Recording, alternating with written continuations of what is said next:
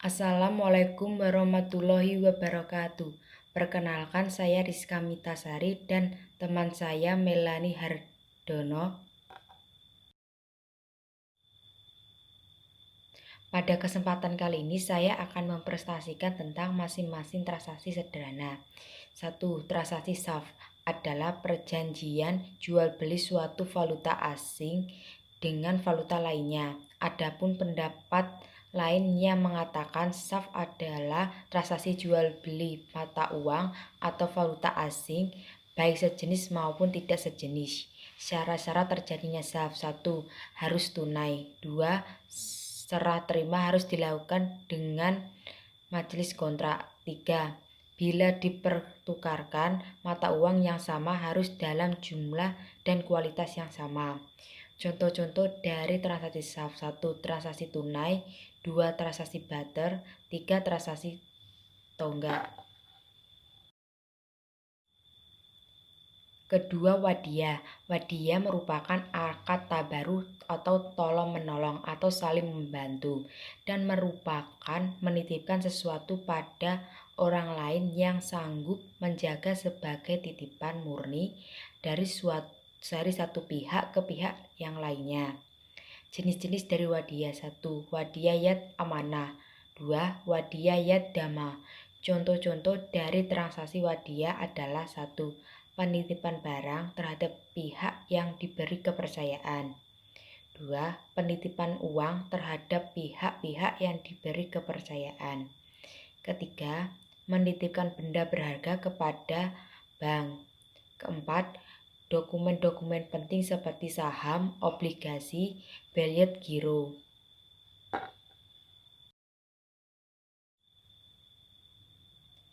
Ketiga, wakalah. Wakalah menurut bahasa adalah mewakilkan atau penyerahan.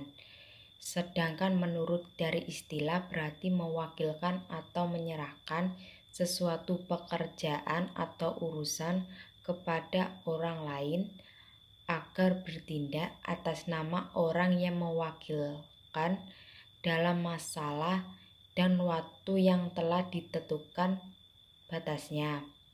Contoh-contoh transaksi dari wakalah adalah: 1.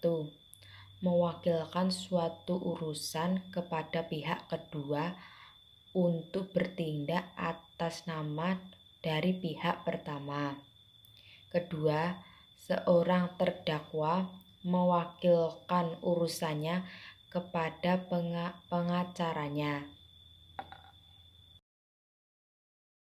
Kafalah menurut istilah kafalah adalah akad pemberian jaminan yang diberikan satu pihak ke pihak lainnya, di mana pemberi jaminan bertanggung jawab atas pembayaran hutang yang menjadikan hak penerima jaminan, atau jaminan yang diberikan penanggungan kepada pihak ketiga untuk memenuhi pihak kedua atau yang ditanggung. Contoh kafalah: Dina akan membuat usaha ayam bakar, namun belum mempunyai modal, sedangkan Dona sudah ingin memesan ayam bakarnya.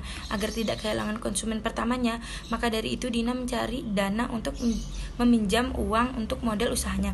Dalam rangka menjalankan usahanya, seorang kontraktor sering memerlukan peminjaman dari pihak lainnya melalui jaminan yang diberikan oleh bank syariah kepada pihak ketiga untuk memenuhi kewajiban pihak kedua atau yang ditanggung makful anhu. Qardahul Hasan merupakan kegiatan penyaluran dana dalam bentuk pinjaman kebijakan tanpa imbalan, dengan kewajiban pihak peminjam mengembalikan pokok pinjaman secara sekaligus atau cicilan dalam jangka waktu tertentu. Contohnya, apabila ada pihak A yang meminjam uang sebesar 5 juta rupiah, namun kemudian meminta imbalan kepada pihak B sebesar 6 juta rupiah, tanpa kejelasan kelebihan uang 1 juta tersebut digunakan untuk apa dan kenapa harus dibayarkan. Hal ini yang disebut sebagai riba qardahul.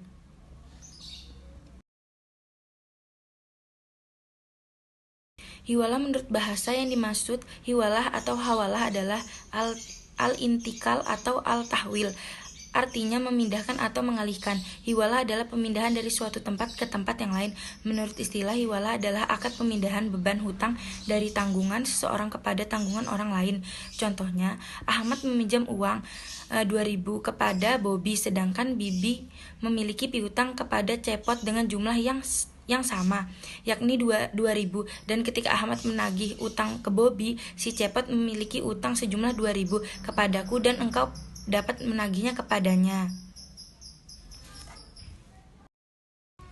Gadai atau goroh. Gadai dalam bahasa Arab disebut dengan goroh. Secara etimologi berarti tetap, kekal, dan jaminan.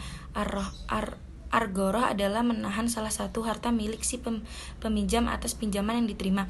Barang yang ditahan tersebut memiliki nilai ekonomis. Dengan demikian, pihak yang menahan memperoleh jaminan untuk dapat mengambil kembali seluruh atau sebagian piutangnya. Secara sederhana dapat dijelaskan bahwa goroh adalah semacam jaminan hutang atau gadai. Contohnya, Rahin berutang sebesar 1 juta rupiah kepada mutahin. Ia lantas menyerahkan barang yang dapat dijadikan jaminan untuk melunasi utang kepada murtahin.